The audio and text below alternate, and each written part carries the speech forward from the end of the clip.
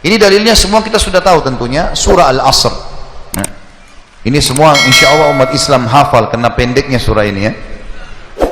3 ayat, surah nomor 103. A'udzu billahi minasyaitonir rajim. Wal 'asr, demi masa waktu yang kalian lalui di dunia.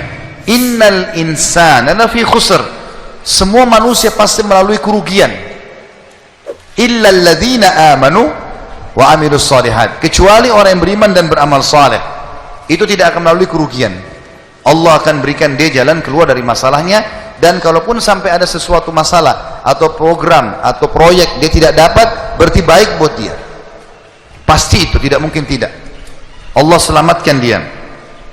Wa tawasaw bil haqqi wa tawasaw bis sabr, maka saling mewasiatkanlah kebaikan ini dan kebenaran ini, dan saling mewasiatkanlah agar sabar selama hidup di dunia, karena kalian akan menuju ke akhirat. Saya kasih contoh teman-teman, ada satu doktor ngajar di Ummul Qura, Dr. Muhammad, semoga Allah jaga beliau.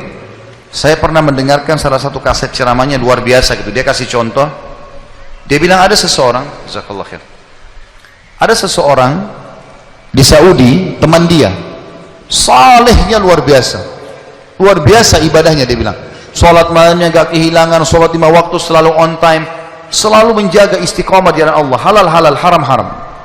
Satu waktu dia lamar seorang wanita dan diterima lamarannya.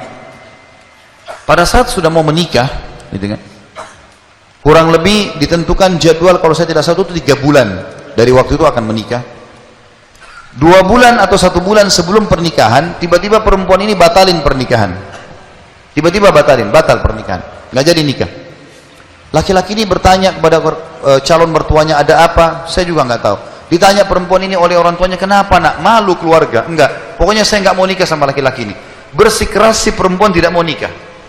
Kata Dr. Muhammad, dia bilang, saya setiap kali ketemu sama teman saya ini, teman saya selalu berdoa. Saya dengar doanya, ya Allah kembalikan wanita ini pada saya suka sama dia. Luar biasa merengeknya sama Allah gitu kan. Dan saya saking kesian sama dia, sampai saya mengatakan, ya Allah kabulkan buat dia. Luar biasa dia mohonnya sama Allah. Tapi uniknya kata Dr. Muhammad, enggak dikabulkan, enggak dikasih sama Allah. Sampai tiba hari H pernikahan yang ditentukan tanggalnya, perempuan ini akhirnya memang dia tunggu waktu itu, ada laki-laki lain lamar, diterima sama dia. Diterima pada saat itu. Diterima lamaran laki-laki baru. Waktu sudah menikah sama laki-laki itu, si orang soleh ini, temannya Dr. Muhammad, berhenti berdoa. Udah selesai, jadi istrinya orang, nggak boleh kita doa lagi kan. Maka Dr. Muhammad mengatakan, saya justru bertanya-tanya pada saat itu, di mana bentuk kasih sayangnya Allah kepada teman saya? Dia sudah soleh, janji Allah baik, mestinya dia dapat yang dia mau. Kenapa di sini luput? Nah ini yang saya bilang di poin ke-11, Allah selamatkan dari kerugian dan bahaya. Ternyata dia bilang, justru setelah perempuan itu nikah sama laki-laki yang jadi suaminya sekarang, saya baru tahu bentuk kasih sayangnya Allah pada teman saya. Karena ternyata baru sebulan menikah, perempuan ini periksa ke dokter, dia punya sakit di dada sebelah kanannya, maaf di payudara sebelah kanan. Dokter memvonis kena kanker payudara yang kronis, harus dipotong. Sebulan menikah, payudara kanannya dipotong. Bulan kedua, kanker itu sudah menyebar ke payudara kiri dan dipotong dua-duanya dalam 2 bulan pernikahan. Bulan ketiga, ini kejadian nyata. Bulan ketiga, ternyata perempuan ini punya masalah di urat saraf di bagian otak belakangnya, sehingga membuat kedua matanya buta. Dan bulan keempat, wanita ini meninggal dunia. Kata dia, Dr. Muhammad bilang, subhanallah, kalau teman saya yang jadi suami dia, maka dia tidak akan menikmati pernikahan. Tapi Allah selamatkan dia dengan caranya. Jadi kadang-kadang ada yang luput dari kita. Kita sudah mohon sama Allah, Allah belum kasih. Kalau Allah tidak kasih, teman-teman, yakin itu baik buat kita. Jangan sangka buruk sama Allah. Sebaliknya, kalau kita minta sesuatu yang besar kepada Allah, tidak ada yang mustahil. Yang penting kita merengek dan manja kepada Allah. Dalam kisah yang lain di Yaman, dan ini sempat kisahnya menghebohkan Timur Tengah, anak muda hafal Quran, matanya buta. Anak ini dari kecil tidak pernah sekolah, dia ditinggal di rumah, tapi orang tuanya panggilkan guru ngaji, dia hafal Quran. Satu waktu umurnya waktu mencapai sekitar 25 tahun, dia berpikir untuk menikah, punya perasaan fitrah manusia, walaupun dia tidak melihat, dia ingin menikah. Setiap kali dia bicara sama ayahnya masalah pernikahan, ayahnya bilang, nak, siapa yang mau menikah sama kamu? Nggak ada kerjaan, matamu buta, gitu kan? Kalau misalnya ada orang yang simpatik, baru kita bukain pintu itu. Anaknya selalu merasa terpukul. Apa yang terjadi? Dia berdoa sama Allah. Dalam kisah ini dikatakan, dia cerita tentang dirinya, dia bilang, saya berdoa selama sebulan. Sebulan penuh berdoa. Mohon-mohon sama Allah.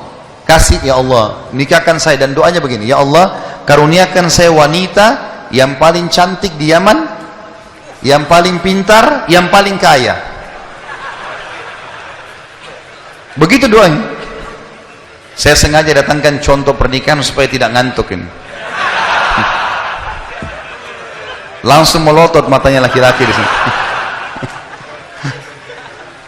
Tapi memang kisah nyata terjadi seperti itu. Maka teman-teman sekalian, di hari ke-30 dari doanya, sebulan dia berdoa, dia mimpi, ada orang datang dalam mimpinya mengatakan begini, hai anak muda, jodohmu namanya Fulana binti Fulana. Disebut nama perempuan itu, ayahnya bernama Fulan bin Fulan, itu tokoh masyarakat di kampung sebelah, di kota sebelah.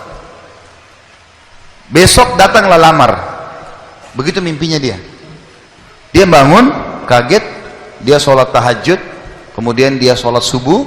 Habis sholat subuh dia ikut ke masjid, buta matanya, pergi sama ayahnya ke masjid. Pulang dari sholat subuh dia bilang sama ayahnya, ayah, ada enggak kota di sebelah kita ini namanya kota ini? Kata ayahnya, ada. Ada enggak orang namanya Fulan bin Fulan, pokok di situ? Kata ayahnya, ada. Ini dalam mimpi disebut ini. Dia enggak tahu kota itu, dia enggak tahu orang itu. Kata ayahnya, ada. Itu tokoh masyarakat terkenal di sana, orang kaya raya. Ada enggak anaknya namanya Fulana binti Fulana? Kata ayahnya, ada. Kata dia, lamarin buat saya, ayah. Kata ayahnya, apa kau sadar yang kau ucapin? Perempuan ini terkenal karena cantiknya, kayanya, pintarnya. Laki-laki kalau datang ditolak-tolakin sama dia. Kamu gak ada sekolah, buta mata, kita juga orang pas-pasan. Dia bilang, ayah, saya mimpi begini. Dari mana saya tahu nama kota itu? Saya nggak pernah tahu. Dari mana saya tahu namanya, nama anaknya? Ini mimpi, suruh saya lamar hari ini. Ayah bilang, baiklah kalau gitu, kita coba. Tapi pertaruhkan nama keluarga ini. Bisa diterima, bisa ditolak. Dia bilang, pergilah ke sana. Disambut, diterima oleh orang itu. Subhanallah, ini kisah nyata ya, menghebohkan Timur Tengah kisah ini. Luar biasa.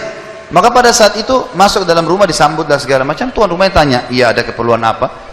Dia bilang, ini anak saya buta matanya tapi hafal Quran. Disebutkanlah kebaikan-kebaikannya. Entah kenapa dia minta melamar anak anda karena dia mimpi semalam. Anehnya si calon ayahnya si perempuan ini langsung bilang, saya terima lamarannya.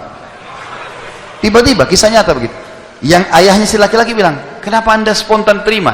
Dia bilang, karena saya juga mimpi tadi malam. Loh, kisah nyata. Dia bilang, saya juga mimpi tadi malam, kalau hari ini akan datang anak mantu saya, namanya nama anakmu ini, cirinya dia, matanya buta, hafal Quran, dari kampung sebelah kota kamu. Begitu mimpinya, luar biasa nih. Maka dia bilang, ayahnya bilang, tapi saya tidak tahu. Ini kan pagi-pagi tadi habis sholat subuh, siap-siap datang. Dia bilang, saya belum, kata ayahnya perempuan ini, saya belum tanya anak saya. Tergantung, anak saya terima ya sudah, kalau enggak ya enggak. Kata mereka, baiklah. Masuklah si ayah ke kamar anak perempuannya. Ini ayahnya ini sudah biasa, begitu ditanya, nak ada yang minta, saya nggak mau. Sudah biasa, nolak. Kata dia, nak, dari kampung sebelah, kota ini, kampung ini ada si Fulan, matanya buta, mau melamar kamu. Anak perempuan itu bilang apa? Ayah, nikahkan saya. Terima lamarannya. Kata ayahnya, bagaimana? Kau belum lihat orangnya? Dia bilang, tadi malam saya mimpi. Kisah nyata loh. Si perempuan itu mimpi, mengatakan akan datang jodohmu besok, namanya Fulana bin Fulan, dari negeri kota sebelah, buta matanya, hafal Quran, terima lamarannya, karena itu suami terbaik. Menikah gara-gara itu. Makanya sahabat dalam berdoa. Kita ini kadang-kadang atau antum ini sering berdoa, baru 2 kali sudah ngomel sama Allah. Sebulan orang berdoa, beberapa hari, sabar. Jadi minta sama Allah tidak ada yang mustahil, gitu kan? Satu sisi yang lain, kalau kita sudah minta Allah belum kasih, berarti bukan Allah benci sama kita, justru Allah mau selamatkan kita, sebagaimana kisah tadi wanita yang buta itu. Ini namanya contoh orang selamat dari kerugian. Allah selamatkan dengan caranya. Masuk dalam semua lini teman-teman ya, proyek yang kita dapatkan dan semuanya ini termasuk kebaikan.